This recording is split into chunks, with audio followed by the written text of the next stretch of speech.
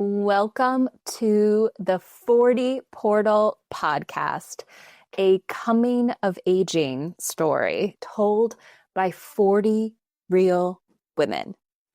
I am your host, Catherine Zach, and this is the first episode. I could not have imagined a better place to start. My guest today, Kate Schmieding, gives us a masterclass in being yourself.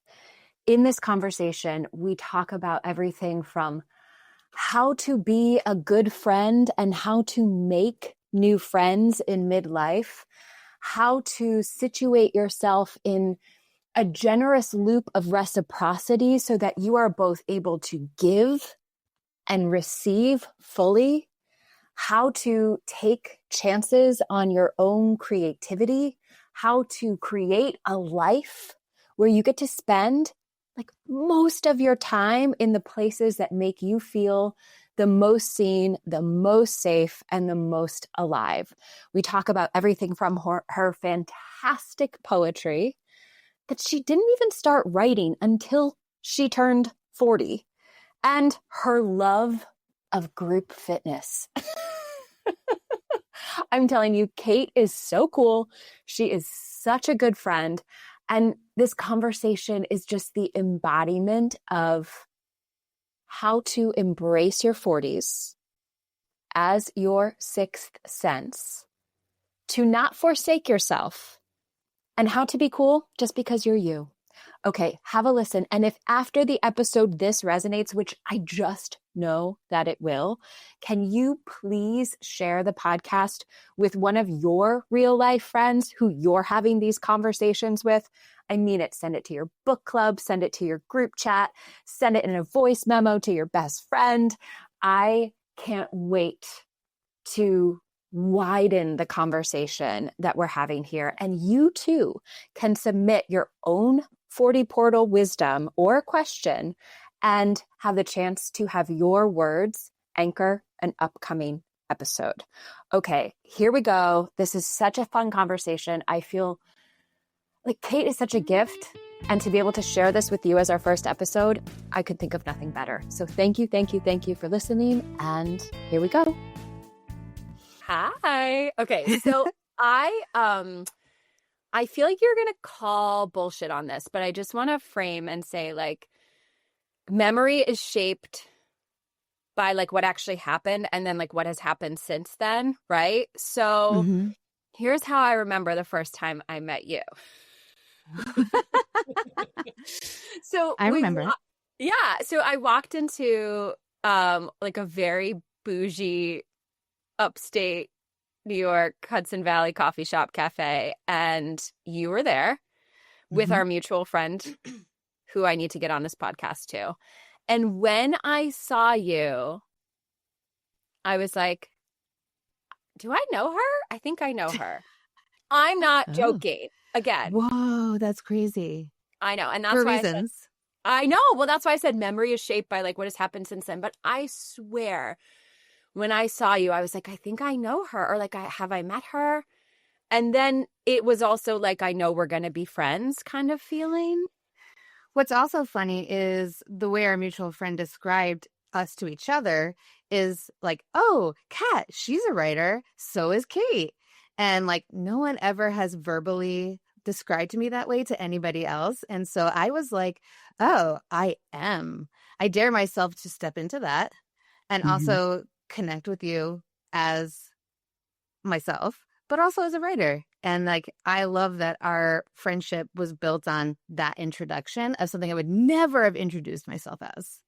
Oh my God, there's so many things I want to pull the thread on here. Like, number one, we contain multitudes, right? But yes, like, writer is not necessarily like the first thing that people would know or see about us. No. But I think it's really important to each of us in terms of like who we are in the world. And also the second thing I'll say about your memory, of meeting for the first time is in that moment, I was also in a space where I wanted to connect with other people and this is silly, but I give like everyone 3 chances essentially to like hang out or connect. And, I just remember being like, hey, I'm going to be down there. And, you were busy. I'm busy. And then like eventually when we connected without our mutual friend, I remember being like, okay, I can also be like ready for this friendship because it's reciprocal. So, How, was it like the third strike that we finally got together, or do you remember? oh, I think it was actually like the second point, 2.5, because we don't live close.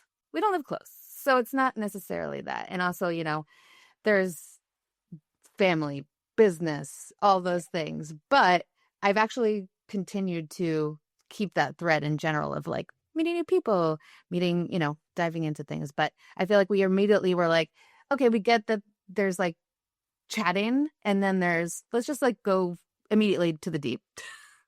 Immediately to the deep end, babe. It's so good. But I want to back up because, like, I love your 3 points of contact rule, which I think is really interesting because, and this brings out something that I wasn't thinking of at the outset. Because when I see you, I'm like, you're such a good friend and you're such a generous friend.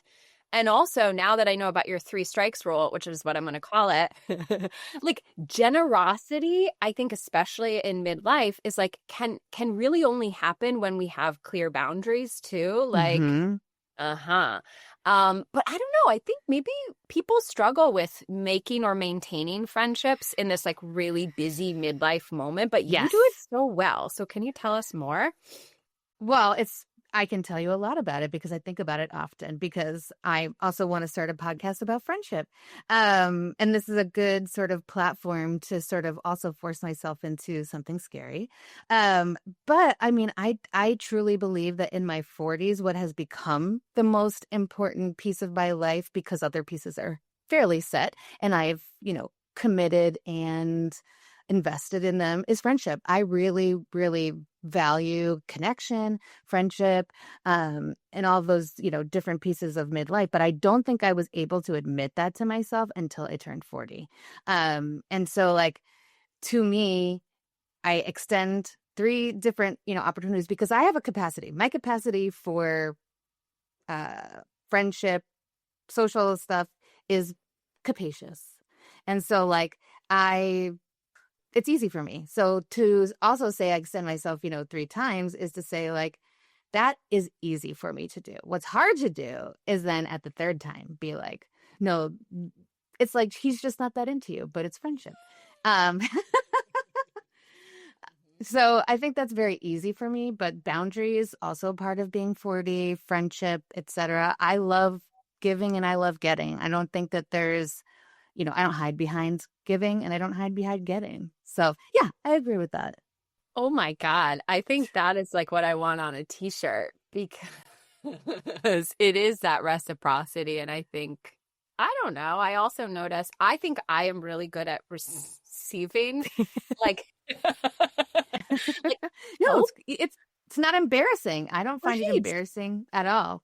Yeah, that's good. Okay. So, yeah, I mean, you are capacious. I love that word so much. And I would say that friendship is something that I decided intentionally that I wanted to prioritize in my 40s.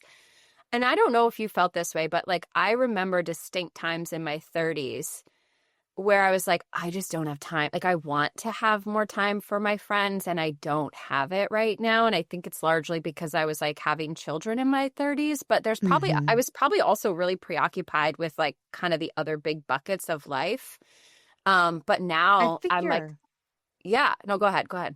No, I think you're onto something with the, something about facing your 40s is also understanding your 30s. And so like I'm very forward facing in like, general. I love reflection, don't get me wrong. Looking towards my 40s felt like very exciting, but understanding your 30s is like, why do I care about friendship? Is it a social piece? Is it a status piece? Is it, all those things? And then sometimes you have kids, sometimes you do all those things that make you just like blow up the whole thing. But even going into my 40s, I did question a lot of my motivation of friendship in my 30s because some of it probably wasn't on the up and up. It was partially selfish. It was partially like not being able to understand when someone really just doesn't like you. And then how do you balance friendship with family, your own family, meaning like your parents, like they won't care that I said this, but like a lot of my 30s was my parents saying, you care about your friends more than your family. And oh my God, my mom would love hearing me say this because, you know, she said it to me all the time. Why do you choose to go on vacation with your friends? Why are you doing these things? And you should be, you know, being with us and your family and your kids. And now I think that I can like look back and say, I love both, but I did prioritize friendship in my 30s for a lot of the wrong reasons. What do you think your primary motivation is for friendship now?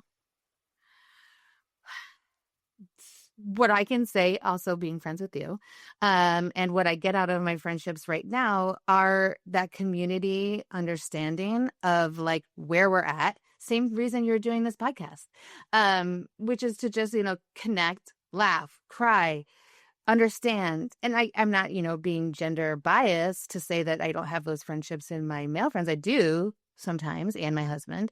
But there's just a satisfaction that comes with sameness and conflict of like, wow, this person is having such a different experience than me. I want to know more and be part of it. Also, being like, I want to get out of friendship is, you know, hype. Like, I want people to hype me up. I want to hype other people up. It's so lonely not doing that. And so, like, I think that in my 30s, you know, we could say, or 20s, you know, you could say, like, I can't wait to have a night out. I can't wait to go party with my friends and make memories and, like, do all these things. And that was awesome. And I will remember those forever. But at the same time, now it's like, I want to sit down and know you, not the experience of, like, going to Cancun. Yeah. And I think like one of my favorite hangs with you is that day you're like, I'm driving through your town. Can I stop by? We sat in my living room. It was like, we just sat for like an hour. And I could have stayed for longer, but life, mm-hmm, you know, mm-hmm. exactly. Okay. I feel like you've given people so much and because you are generous in this whole conversation so far. But if you were to kind of sum it up or just give a piece of advice to someone who's perhaps not having, as much like luck and energy on the friendship front, like what would you share? Like what would you say? Try this. Oh, that's a really interesting thing about advice on friendship is I think it's just as much knowing what you do like versus what you don't like. And I'll say this, you know, this is a little discerning, but I found in the past, I don't know, 4 years, if you don't like pop culture, and you're not like reading, writing, watching, listening, all those different things, then I I don't know how to connect sometimes on those levels. And so like for me, I decided that like I have a few friends who can't hang, and that's fine. But I don't have anywhere to go with the friendship. So my advice is to like really truly identify the things that you like to do and do it, you know, that fulfill and enrich your friendships. For me, you know, the advice is also like, I know it says put yourself out there, but that's easier said than done, right? You know, you see online like, hey, I'm looking for a mom's group. Hey, I'm looking for people who love musical theater. It truly, truly is the place you should be if you're connecting on things you like. You know, don't be scared that you're going to, you know, enter into a mom's group. Famously right now, obviously there's like a funny thing about a pop culture moms group that had a falling out. And like, I found that so relatable because there were so many moms groups that I attended where I was like, oh no, this is not for me. And I never ever took offense to it. I was just like, oh no, they'll live without me and I will live without them. So just like be okay with that and don't internalize it, which I couldn't have done in my 30s. Absolutely not. You're also like, I don't know. I think this is something I'm just seeing for the first, not for the first time, but a little bit more clearly. Like, I think a lot of the relationships, certainly like old romantic relationships and even like that mom group thing, like there's like a circumstantialness to things. Like we're in the same place or we're in the same era.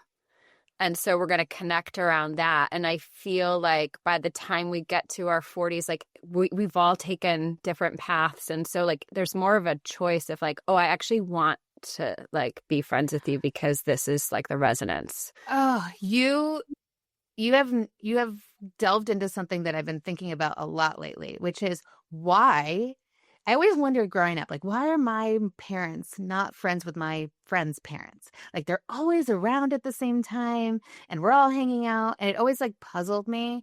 Like, why is my mom not hanging out with my other friends' parents? Because we're all here. And then I realize now that I am a person who's aging and I have children and we're all always in the same situation. And the answer is, it's weird. It's weird sometimes to be like, welcome into my life. I have not known you. You're my friend's parents or my kids' parents at the same time. And being like, I go to events as a parent and I'm like, oh, they don't really want to talk about what I want to talk about. And it's not their fault or my fault, but like, drop off your kid. You're not being like, would you like to talk about heated rivalry right now? And so like, I think to your point, like the resonance has to be there to at an older age enter into those things. And it's just what you resonate with and what you don't. And so it's like solving that in my brain of like looking back on that and being like, oh, that's why. Oh my God. I want to keep going on this, but I'm going to dive us into like the meat of the pod. Because I think some of these themes will keep coming out. So this is the 40 Portal 10. I have 10 questions that I ask all my guests, you being the first one. And they're not like rapid fire, but we'll keep things moving unless we find a place that we absolutely want to pause. Okay, so the first one is, what's your name? So you could introduce yourself, just name. But I want to know, like, is there a deeper story behind your name? Yes. Yeah. So my name is Kate Schmieding, rhymes with meeting, which is funny because my husband always says that he never even thought of that. And he's had his last name, his whole life. But I did not take my husband's last name until about like, I don't know, 8 years into marriage or something like that. Whenever we had our kids. And so my maiden name is Kugler. But I remember very specifically that for our anniversary, maybe I surprised him with my name change certificate or whatever, being like, I did it. I finally changed my name.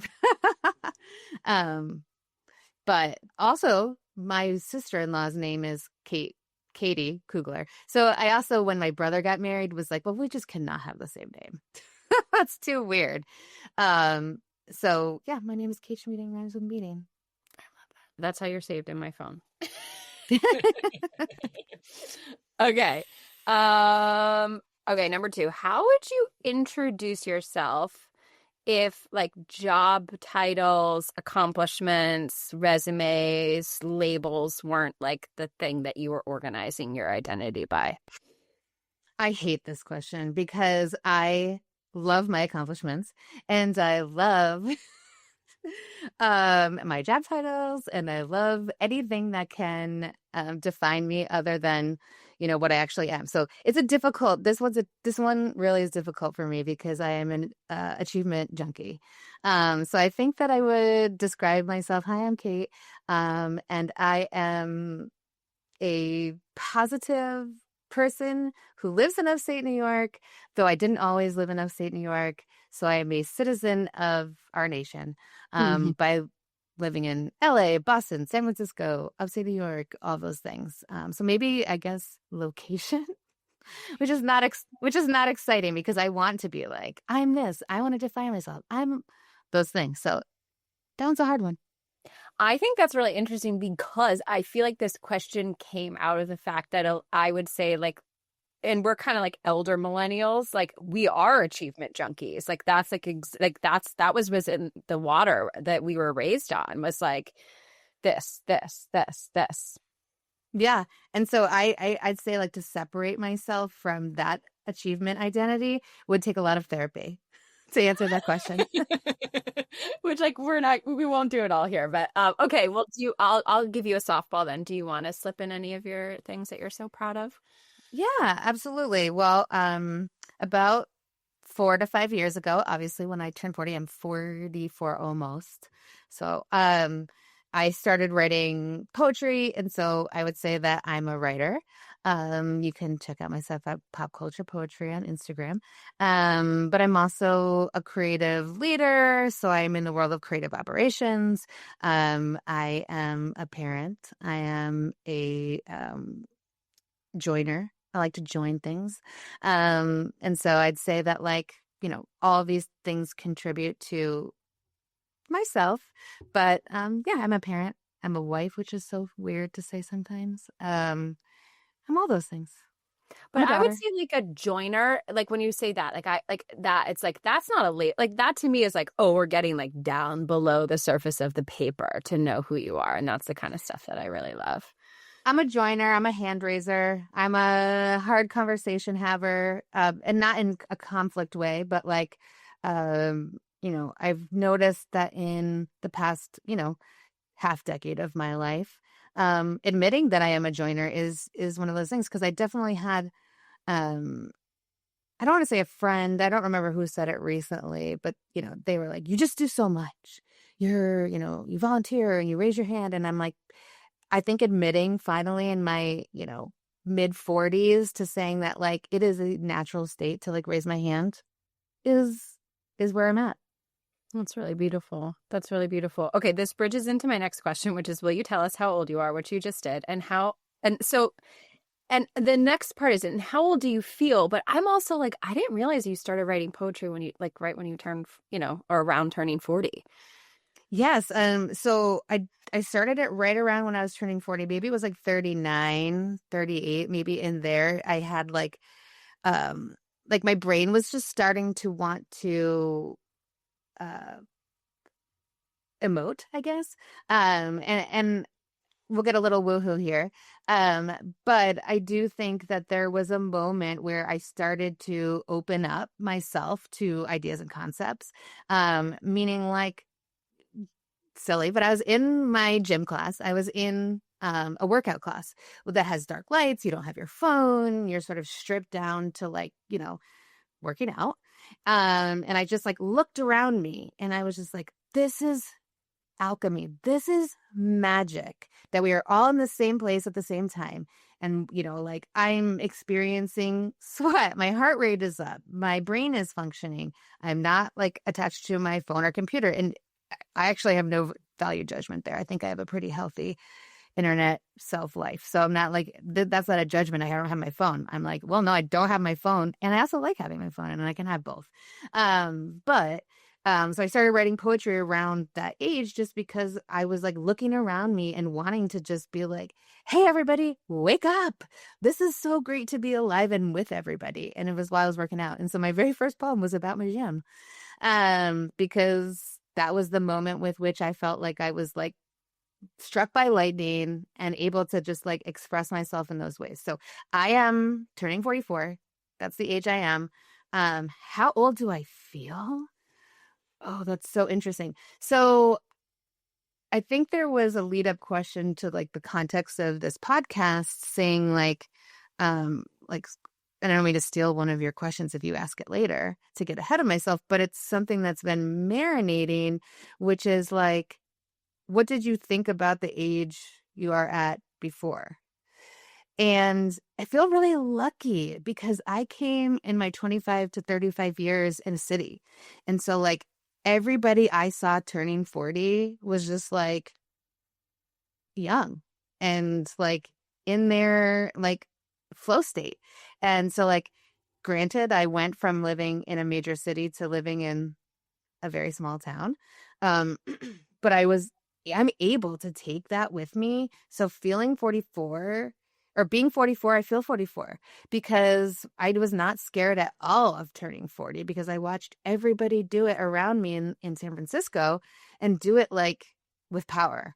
And so like whatever narrative other people have, because again, location, I saw everybody do it like ain't no thing.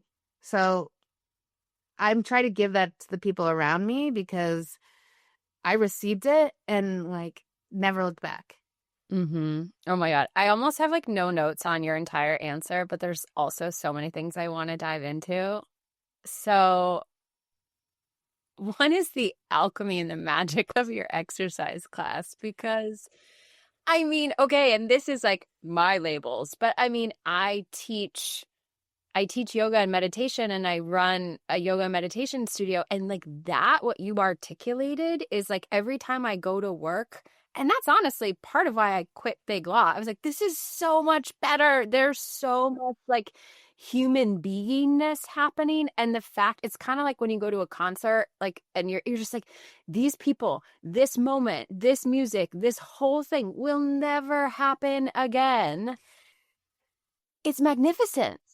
Oh, I mean, and I was a theater kid, so like never did sports. I like would never call myself an athlete. I would never, put myself in any of those categories. So to be in a situation like that where I felt welcome, just like pushing myself, all those things, and like watching you the few times I've been able to come and see you lead that type of environment is also magical because it takes such a type of person to hold everybody, but also hold yourself and then, thrive in the situation. You don't have to show up every single time like, I am rare, I'm here, but you find something different every time you're in a community that has a mind-body connection and you're able to sort of like maneuver between other people and yourself. That's why I made my husband build a gym in our basement in COVID. And literally the day I stepped into anatomy, I was like, sorry, I'm never going back to that. And so like poor Sean, but because it's still just sitting there, a gym in our basement. Sell like But equipment like, on Facebook Marketplace or something. yeah, exactly. But that's the thing about it is like these spaces are so much different than I had judgment on, Mhm. honestly.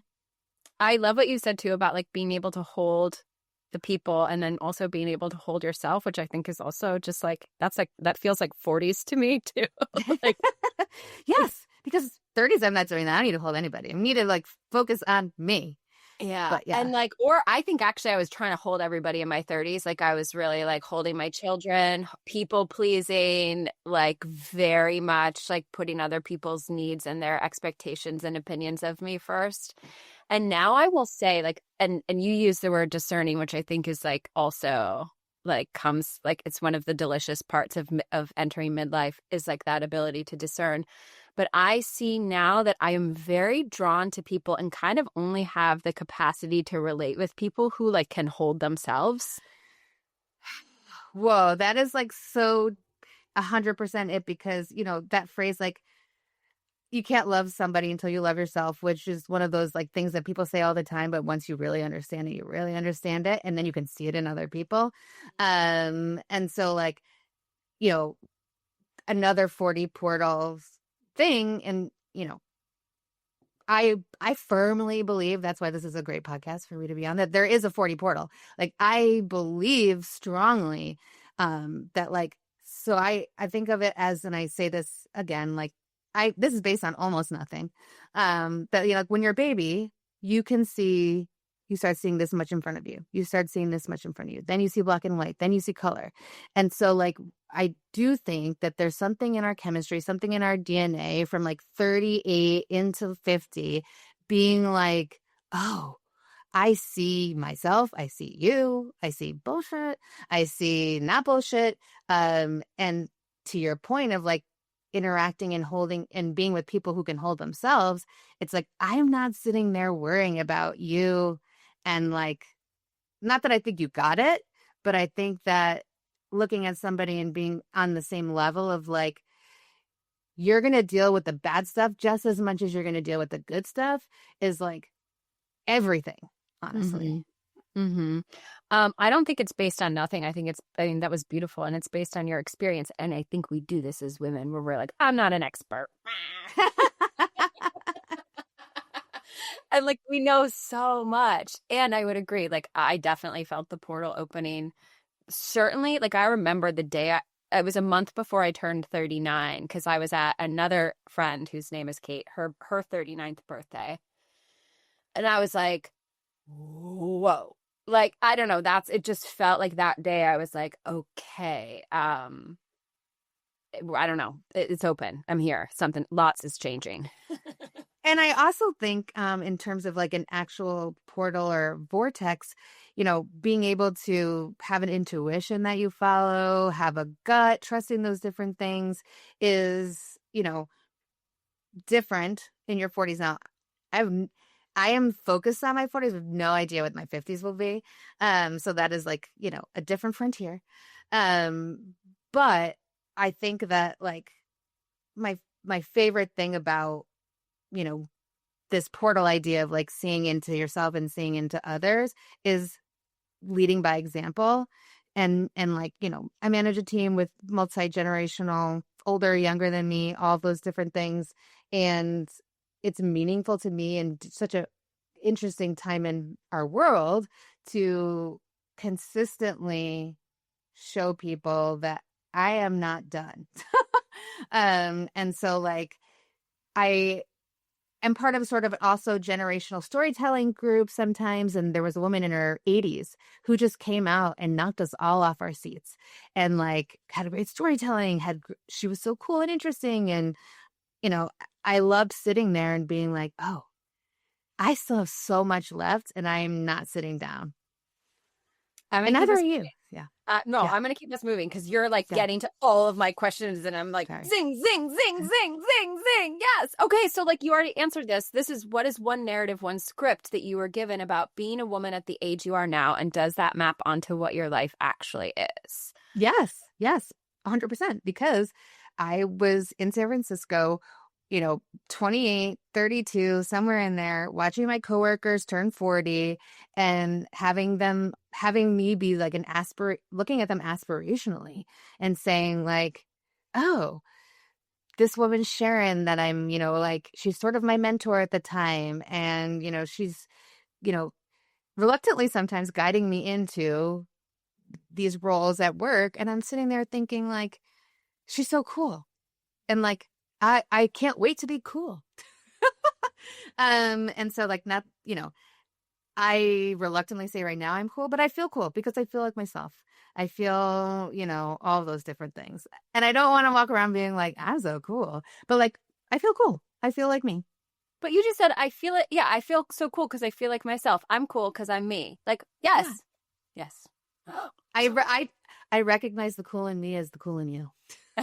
I love that. That's so good. That's so good. Okay, so then what is one thing that your 10 years ago self would actually be surprised to learn about you today?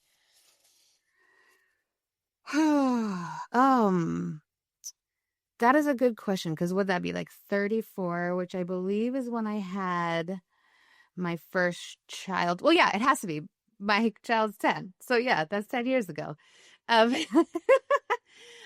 actually, I'd say that the answer of that is that my parenting is true to myself. And so it's the same through line of like, you are sort of always yourself and always those things. So I think my 34-year-old newborn mom person would be so surprised to learn that everything you set out to value in your parenting and family, you have stuck to. You've been back and forth on it. It wasn't easy. It wasn't a struggle. It wasn't like, you set out to say, I want to bring my kids and have them travel with me and do all those things. And like, for the most part, we've done that.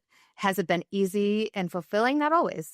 But it's one of those things that I'd say like my 34-year-old new mom, newborn person who now has a 10-year-old can say like, I'm driving around town with my kid, listening to Ariana Grande singing at the top of my lungs. Like I'm making it exactly how I would have wanted. Will it be that way in 10 years? Maybe not. Yeah. I mean, it's funny because I often think I'm like, I think I'm getting this part right, but then I'm like, I'm definitely fucking them up somehow. Like, I wonder what they're going to tell me that is. Oh, I mean, my kids are going to be there's the only like permission I'll give to anybody who says, am I fucking up my kids is like, everybody is fucked up. The end. Yeah. So like, I don't know one typical person who can't like look back on their childhood and be like, well, that was kind of screwed up. So like, I have many things that I've done wrong and I'm am able to go to my kids sometimes and be like, sorry I yelled at you, but you deserved it. But also sorry I yelled at you. Mm-hmm. I have those conversations too. I definitely yell. We've talked about this like in other contexts, but like, yeah, sometimes I find myself growling at my children. Yes, yes. And you know what, though, at the same time, like, I think that our parents were just not under the same microscope of like behavior. And so like I look back and I'm thinking like, yes, they weren't perfect. I'm not perfect. But at least at the time they didn't have people being like, well, I took a video of you or I did this. And there's definitely more receipts to be had for our parenting than our parents' parenting. Totally. Okay, number 6. Where do you feel the most seen, most safe, and most at home in your own body? I feel like I can guess your answer, but you tell us. Vision or my poetry, honestly. Because I definitely don't try to be something I'm not. And I say that in a way that I feel very seen, in the way that like I like to admit to myself, and this is part of being 40 also, like you can do things because you want to. Like there is no other reason that you need to be doing things than other than I like it. And so like, people say, where do you feel the most at home? And it really is my writing too, because, to describe my writing and check it out, is sort of to, I'm not like Mary Oliver here being like, let me like cure war with my poetry. Let me do these things and like do the no, I want to talk about messy top knots. I want to talk about what it is to parent, what it is to be perimenopausal, but like in a funny way, in like I want someone to read my poetry and go, huh. And like that's my, ultimate reason for doing it. But I'd say like I feel most at home in my writing, at the gym, and like, in my friendships. I love that. I want to say a couple of things. So I'm not gonna tread lightly, but I don't want you to take this the wrong way or I whatever. never do. And like what you said, like again, that's the second t-shirt is like I can do things because I want to do them. Yeah. Right? Oh my Yeah. God. So good. Yeah. And like I was thinking about this as I was preparing for our conversation today. I'm like, Kate's poetry is as good as anyone's poetry that's like famous on the internet, because there's actually a lot, like I think you're similar to like a Kate Bear, like women on the internet who have like become super famous for their poetry, which like I am I love that. I love that. And I actually remember discovering Kate Bear in like 2015. And it's like, oh yeah, I love Kate Bear. Like so good. And so I think your poetry is as good as all of these women who have like taken off. And like where I feel a kinship with you too is like I am doing my creative work in the world, and it's like to such a small but beautiful audience. But like that doesn't stop me. And like I don't think it's definitely not stopping you either. Like this is again, like I want to say like this is all with admiration and love that I'm saying this to you. Like I think that like one of the beautiful things you've given me is the rope to be delusional sometimes. And like what is your most like delusional moment that you could put yourself into and like describe it? And just for the listeners doing this, it was just at a conversation maybe over a year ago, or maybe it was under a year ago, where before that conversation I would have said, number one, I just do this because I like it, and it is true. And I also don't feel like it's criminal to dream beyond it, but I don't use those moments of dreaming beyond it to stop me from doing it all. And so like there's pockets of like ambition that I can sometimes be like, oh, wouldn't it be awesome if I was Kate Bear? But in my 30s, I probably would have been like, well, it's all done because I can't go I don't have an MFA. I don't live in a place that's important, all those different things. But like being able to hang your hat and say like, I wrote a poem this morning and I just really liked it and I wanted to share it. And it made some of my friends feel the same way, like, is enough for me at this moment to keep going. And so, like, thank you for saying that, because I was in a situation maybe like 2 summers ago where all of these elder poets called me a Hallmark poet and like, definitely, tried to diminish whatever I'm trying to do. And I took it to heart for like 2 weeks, and then I was kind of like, well, it ain't for you. And guess what? Not everything's for me. And so like, thank you for saying that. I appreciate it. Oh my God. Oh, I want to have a million conversations about this, because I do think we live in an era where like we see a lot of the success, and also like, again, Kate Bear, and also you're not Kate Bear, you're Kate Schmieding, rhymes with meeting. Um, like, it's not like there's okay, this is a concept that I'm playing with a lot. It keeps coming to me. It's like I'm not an overnight success. Um, and like I don't know that any of us are, but we live in this era that like we see this like the overnight successness of things, and so we get a little not good delusional but bad delusional that like that's the whole point or whatever. And so to exist in your art like below, before, beyond that idea of like it has to hit but still maintain the possibility. What I like to do is picture it sort of like a song, kind of, meaning like my creativity and ambition is a low hum. And I don't mind in the low hum, I just want to keep it in my everyday practice, kind of like, those different ways. I want it to grow. I want it to crescendo. I want it to, be sustainable. And so in those ways, I don't like subscribing to overnight success as a goal. Am I open to it? Absolutely. But, to compare myself to others and say like, well, this person got this deal and this person, did all these different things with their writing work, is to say that like, it's the end goal, when it's like not. For me, the end goal is just like exploring topics, exploring emotions, connecting with other people. And if it happens to like give me an income someday, what a blessing. If not, I still have every single day of my life to get on the paper. And I think for you, having sort of talked to you about different projects you've been exploring, whether it's been like, fiction writing or, meditation writing, and this project, what I think I've seen the difference of those things in this thing is you wouldn't be here without all of those half starts. And so like those half starts, they're going to be there when you're done with this. And so like this truly feels like, I don't want to say a calling, because that invokes some sort of like spirituality that I'm not connected to, but this project feels like it has your full attention. And I know what it's like to split my attention.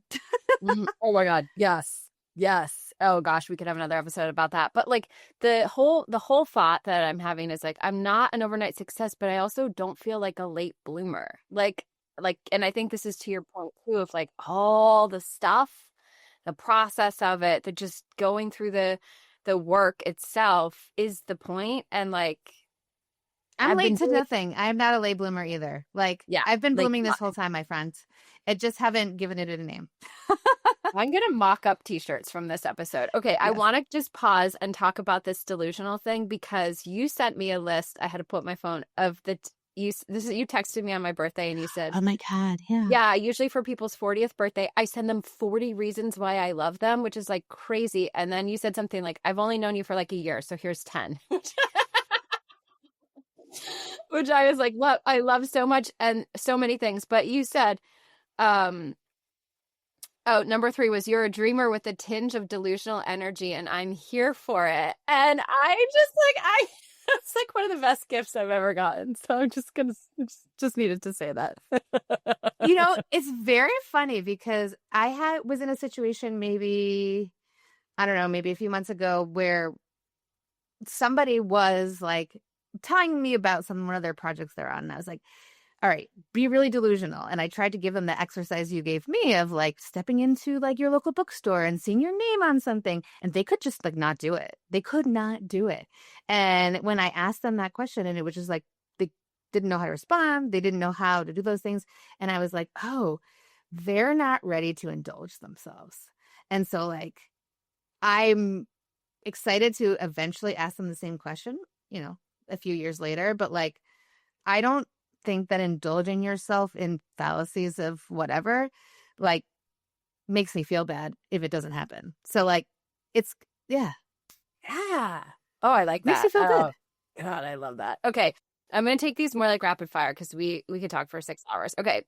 I don't even know if you'll have an answer to this. What were you supposed to have done by now?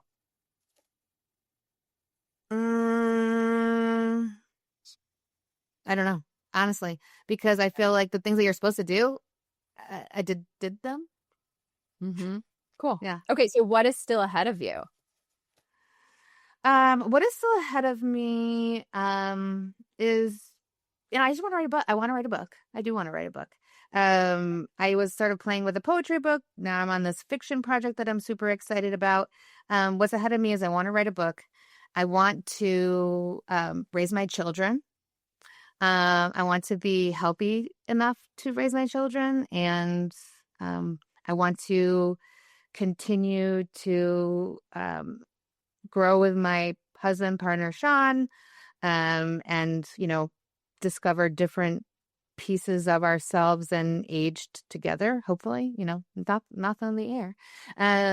But I want to give myself fully and receive other people fully. That's like the second time you've come back to that give and receive. Oh, that's really good. Mm-hmm. Okay. What are you learning to care less about as you get older? Oh, that is conflict. And I say that because, like something that I was really bad at in my 30s that I can say genuinely is sitting with something. And which is funny because let's sit together. But like I was really bad at sitting with something in the moment and being like, I'm so mad right now at something and I'm just going to be really impulsive about it. And so like I'm getting better at letting go of conflict. Being like, I'm so mad right now, but I'm just going to sit here and repeat to myself, you're fine. You're okay. You're going to get through it. This is just a momentary feeling. Move through it. Like physically repeat out loud to yourself that you're going to be fine. And then maybe it will be fine. And so like, I'd say that's the answer. Okay, what is your current growing edge? And by that I mean like, yeah, what are you working with? Where's the friction? Where do you feel like there's like lessons that you're moving through or fears that I don't know. No, that's so present because I think that like what I am really focused on, and I keep coming back to it, is reciprocity. Meaning like I have set sort of a tone. I don't mean resolution. I don't mean a goal, but I really only want to be in spaces that are reciprocal. And I say that because, definitely confronting some of situations that I was in, both friendship and work and all those other things where I'm giving more than I'm getting, was starting to really put me on edge, and make me tell stories that aren't true, and do those things and sort of also make it about me, which doesn't have to be about me. Like I'm not performing to my potential. I'm not doing those things. And so like my edge right now is like getting uncomfortable in ways to say like, if this person isn't hanging out with me after the third time, like set it aside, dig it a little grave, give it a little, flower pot, put it right there. It's not gone forever, but it's gone for now. So I'd say that's probably it. Oh, that's good. Okay, I feel like you've already answered this, but the bonus is how did you feel about turning 40? You definitely answered this, but if you have anything fresh, I have to replug in my heating pad. Hold on. No, you're fine. I'd say, just like how I felt about turning 40 was excitement. It was also in the pandemic. So like I think I turned in 2021. I can't even think of it like right now what the actual year was. But you know, for my husband's 40th, when he turned 40, we like had a huge group friend trip. We all went to Mexico and we called it Schmexico for Schmieding. And so like I was so excited to turn 40 because I really wanted that to happen. And it did end up happening just in a different way than I had thought because of um turning 40. But I think like the best thing about turning 40 was all of my friends turning 40 at the same time too. And so like I did a trip to Florida with my friend Natalie where we like made stickers and we had fun and everyone had t-shirts, and all of my friends came without their children who had children. So there was probably like 20 friends and all of their children at home. And so like that was the first time that like we all left our children to like have a fun weekend turning 40. But then it was also just about turning 40 and like celebrating other people. And it was like so fun to do it. It was like popping champagne. Even though at the core, I think some of my other friends had more anxiety about turning 40 than I did. Also, I watched my husband do it. So it was kind of like, I'm always gonna be 5 years younger than this guy. So, I'll always feel young in that way. That's interesting because I feel like I had a lot of close people to me also turn 40 right around the time that I was turning 40. And it's funny because these were adult friends, like friends I made in adulthood, not even just like, oh, the friends that I'm still in touch with from growing up. Like, so that was really interesting. I was calling it the back half of 1985 because it was like from like May to December. It was just like, whoa, I had like people that I talked to like every day, like turning 40. That I've met in my adulthood. It's really interesting. Well, I have a question, and I feel like in a podcast here, the interviewee is not supposed to ask you a question. No, ask me. But when you like had people sign this sort of like book and was that a spur of the moment thing, or had you been thinking about it, or like where did that come from? Great segue because we're going to move into the 40 portal wisdom right now. Yeah, see, like the whole genesis of this podcast is this notebook that I'm holding in my hand. And I would say, like I said, when I turned 39 or right before I turned 39, I was like, ooh, and like, listen, I self-reflect for a living. So this isn't strange that I was like going into a deep year of self-reflection, but it was intense.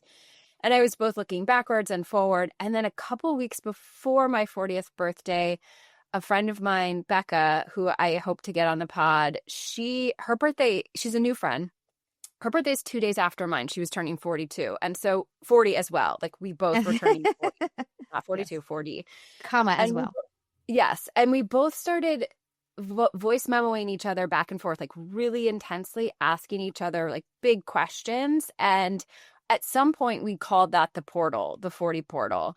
Like at some point we just started referring to this exchange. And so I had invited all these women to the wine bar in our little town the night before my 40th birthday. I was like, I do want to have a party. I just want to sit there and hold court and have only women. And this was me also realizing that I wanted to value friendship, female friendship in my 40s. And like, that was the nod. I was like, well, I want to celebrate with these women. And so like the week before that, I was like, I'm also going to bring a blank notebook, which is where I do my morning pages, my handwritten practice every day. I was like, I'm going to bring so admirable. Thanks. It just keeps me sane. That's my therapy. But like, I was like, I'm going to bring this notebook and I'm going to ask women to like sign my yearbook basically. And I went back and forth. I'm like, this is kind of embarrassing. This is kind of silly. Am I really bringing like a collective communal self-reflection project to a wine bar on my 40th birthday? Yes, I am. And that's me. And then I was like, commit to the bit of being yourself. Like, this is who you are. This is what you do.